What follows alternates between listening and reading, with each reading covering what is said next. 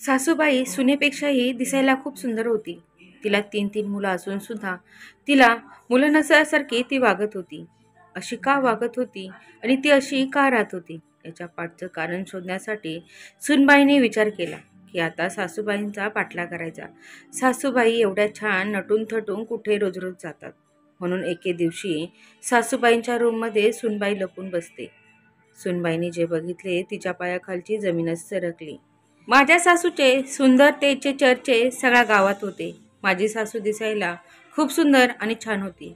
तिला तीन मुलं असून सुद्धा कोणीच बोलत नव्हते की तिला तीन मुलं आहेत. तिच्या मोठ्या मुलाचं म्हणजे माझ्या नवऱ्याचं आणि माझं लग्न झालं होतं. तरी ती दिसायला इतकी सुंदर कशी काय? मला तर खूपच मोठा प्रश्न पडला होता. माझ्या सासूचं एवढं वय असून सुद्धा ती कधीच तिचं वय दिसलं नाही. ती नक्की काय करते काही समजलं नव्हतं. मी माझ्या सासूला विचारलं सुद्धा, आई तुम्ही काय करतात? काही नाही, जे तुम्ही खातात तेच मी खाते. जसं तुम्ही राहतात तसंच मी राहते. त्याच्या मागे वेगळं काही दिसत आहे का? तू एवढ्या दिवस झाले आहे तरी तुला काही वेगळेपण दिसलं आहे का? खरं सांगायला गेलं तर जे आम्ही खात होतो तेच माझी सासू खात होती. जसं आम्ही राहत होतो तशीच माझी सासू सुद्धा राहत होती. फक्त आमच्यापेक्षा कमी खायची, पण ते सगळं ताजं खायची. पण तिचं एक वैशिष्ट्य होतं, तिने कधी शिळ्या अन्नाला हात सुद्धा लावला नाही, की शिळी भाजी कधी खाल्ली नाही. ती बोलायची मला त्रास होतो म्हणून मी कधी शिळं खात नाही. खाणार तर थोडं खायचं. काजू बदाम यांचा नेहमी तिच्या वाट्या भरलेल्या असायच्या. ती कधीच पोटभर भाजी चपाती खाऊन तिचं पोट भरवलं नाही. नेहमी तिचं चांगलं फळ फ्रूट खात असायची. ड्रायफ्रूट. वेळ आली तर कधी कधी ताकावरती सुद्धा ती दिवस काढायची. मला तर तिच्या जेवणाकडे बघून कधी कधी आश्चर्यच वाटायचं. मी माझ्या सासूला एकदा म्हणाले, आई तुम्ही काहीच खात नाही, असं का जेवण कमी आहे? मला जास्त जेवण जात नाही, अशी माझी सासू मला बोलत असायची. मलाही वाटलं खरंच माझ्या सासूला जेवण जात नाही.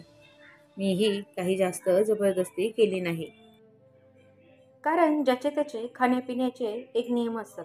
त्याच्यामुळे मी त्यांच्या नियमांमध्ये कधीच लुडबुड केली नाही. माझ्या सासूंचे दिवसेंदिवस सौंदर्य वाढतच होतं.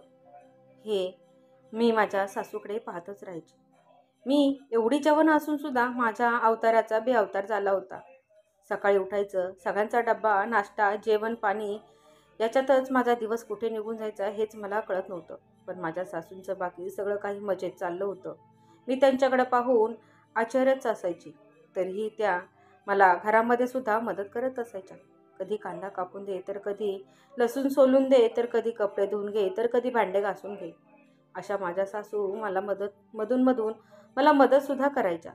त्या काम आवरून सावरून त्याच्या मैत्रिणींना सुद्धा भेटायला जायच्या. मैत्रिणीकडून आल्यानंतर माझी सासू दरवाजा लावून घ्यायची आणि दरवाजाच्या आतमध्ये 2-2, 3-3 तास ती काय करायची हेच मला काही कळत नव्हतं. माझी सासू रूममध्ये जाऊन आल्यानंतर माझ्या सासूच्या चेहऱ्यावरती वेगळाच आनंद असायचा. मी माझ्या सासूला म्हणाले, आई तुम्ही एवढा वेळ आतमध्ये काय करतात? तेव्हा माझी सासू म्हणाली, अगं मी देवधर्माचं करते आणि देवाचं करताना मला अजिबात मध्ये लुडबुड केलेली आवडत नाही आणि तिथे आवाज आलेला सुद्धा चालत नाही. आणि तुझं कसं वेंधळं काम असतं म्हणूनच मी दरवाजा लावून शांतपणे पूजा करत असते. मलाही वाटलं म्हातारपण आला आहे म्हणून माझी सासू आता देवपूजाला लागली आहे. कारण एवढ्या दिवस बिचारी एकटीच काम करायची. आता हाताखाली सून आली आहे. आता तिचे दिवस आले आहेत म्हणून ती देवपूजा करत असेल, देवाची पोथी वगैरे वाचत असेल. नसल चालेल तिथे आवाज म्हणून मी माझ्या सासूला एवढी काही बळजबरी केली नाही. आता माझी सासू दिवसभर रूममधून बाहेरच येत नव्हती. तिच्या कपाळाला भला मोठा टिकल्या लावलेला असायचा. मी तिचा अवतार आता बघून आता घाबरू लागले होते. काळे कपडे घातलेले असायचे आणि कपाळाला भला मोठा टिकला लावलेला असायचा. मला समजतच नव्हतं ह्या कोणती पूजा करतात.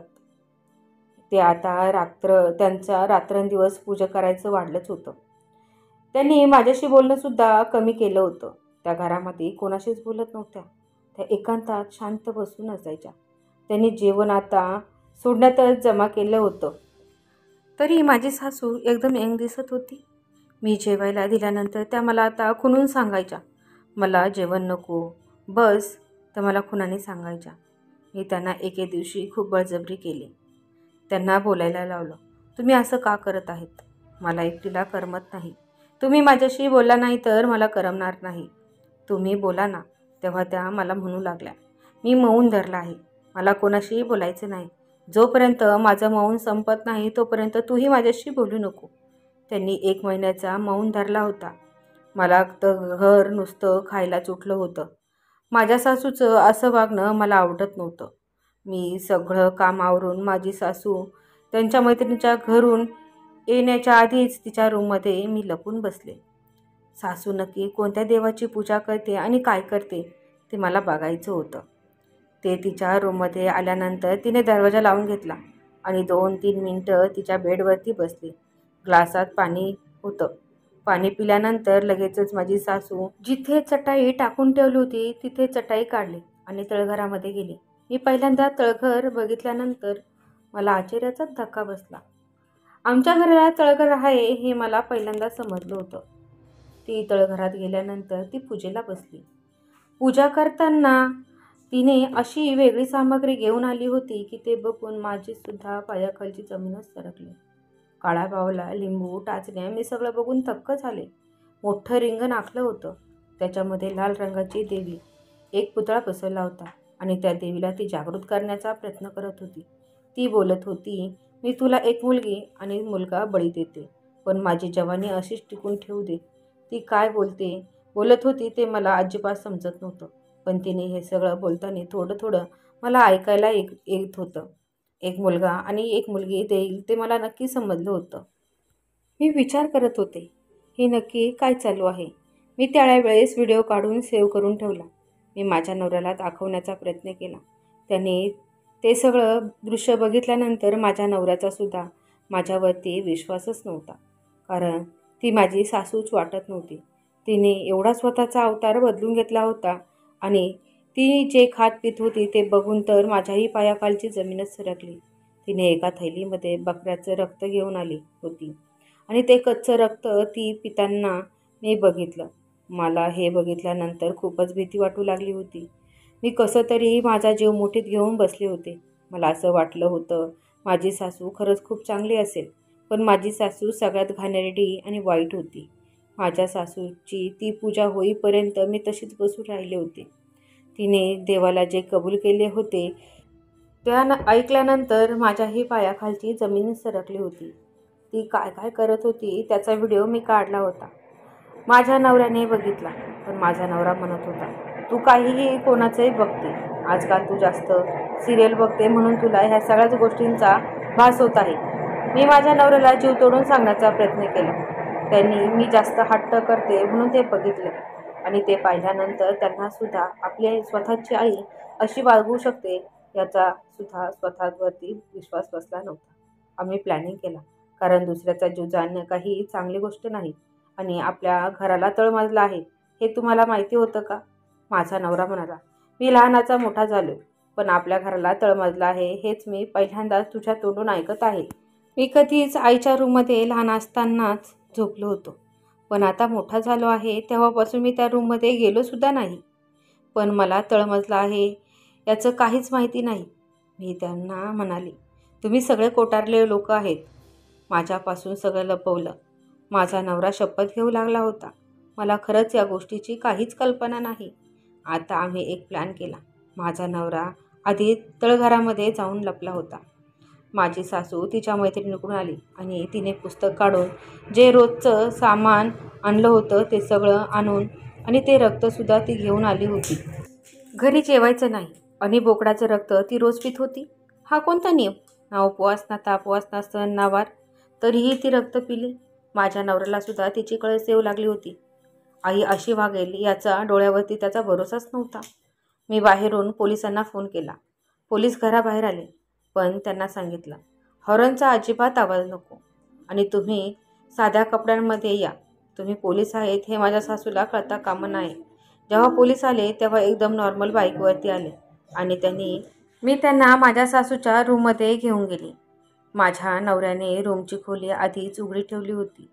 त्याच्यामुळे आम्हाला पोलिसांना घेऊन जाणं सोपं झालं होतं. पोलिसांना हे सगळं काही बघितल्यानंतर माझ्या सासूला पकडला आणि त्यांनी तिच्याकडून सगळं काही खरं खरं बोलावून घेतलं. ती म्हणाली, आतापर्यंत गरिबीमध्ये दिवस काढले आणि माझी जवानी मला आयुष्यभर टिकवून ठेवायची आहे.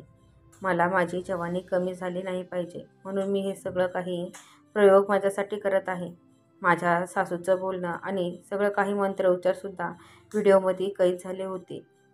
ते म्हणाले, तू बोलत होतीस मी तुला 2 बळी देणार आहे, तेव्हा तू कोणाला देणार आहे? तेव्हा ती म्हणाली, दुसरं कुणालाही नाही. मी माझ्या स्वतःच्या सुनेला आणि मुलाला देणार आहे. कारण त्यांची रास एक आहे, त्यांचं रक्त एक आहे, त्यांची नाडी एक आहे. म्हणून ते माझ्यासाठी खूपच उपयोगाचं आहे. माझ्या सुनेचा आणि माझ्या स्वतःच्या मुलाचाच मी नरबळी देणार आहे. त्याचीच ही सगळी काही तयारी आहे. माझ्या नवऱ्याने हे ऐकल्यानंतर त्याच्या पायाखालची जमीनच सरकली. आई आहे का कसाई आहे हेच काही समजलं नव्हतं. स्वतःची आई स्वतःच्या सुनेला आणि मुलाला बळी देत होती, अशी तेही स्वतःचं सौंदर्य टिकवण्यासाठी. अशी आई या जगामध्ये पहिल्यांदाच बघितली. दुसऱ्या लोकांच्या आया स्वतःच्या मुलाचा संसार सुखाचा व्हावा आणि स्वतःची मुलं चांगली व्हावीत याच्यासाठी स्वतःला झिजवतात. पण माझी आई ही सगळ्यात वेगळी आणि सगळ्यात घाणेरडी आणि खराब होती. तिला अडवलंसुद्धा नाही, कारण मला तिची खरी हकीकत कळाली होती. तिला वाटलं आम्हाला याच्यातलं काहीच माहिती नाही. ती म्हणू लागली, सुनबाई हे पोलीस कसे काय आले? तू काय केलं आहे का? आणि काय म्हणत होती? हे सगळं मला माहिती आहे. तेव्हा सुनबाईंनी मान खाली घातली आणि मी सासूबाईला अडवलंसुद्धा नाही आणि पोलिसांना सोडा सुद्धा म्हणाले नाही. आता आमचं पक्कं झालं होतं. मी अंधश्रद्धेवरती अजिबात भरोसा करत नाही, पण अशा काही गोष्टी या जगामध्ये होतच असतात आणि ही गोष्ट खरी नसून ही पूर्ण काल्पनिक आहे. तिचा कोणाशीही काहीही संबंध नाही. कोणीही याच्यावरती विश्वास ठेवू नका. ही एक मनगडण कहाणी बनवलेली आहे. त्याच्यामुळे स्वतःच्या मुलांसाठी कोणतीही आई कधीच मारत नसते, हेही लक्षात ठेवा. काल्पनिक स्टोरी बनवलेली आहे. कथा आवडली असेल तर नक्की चॅनलला लाईक करा, शेअर करा. छान छान गोष्टी पाहण्यासाठी क्रियांश रिअल स्टोरी या चॅनलला सबस्क्राईब करा. सगळ्यात पहिली नोटिफिकेशन तुमच्यापर्यंत पोहोचण्यासाठी ऑलवर सेट करून ठेवा. धन्यवाद.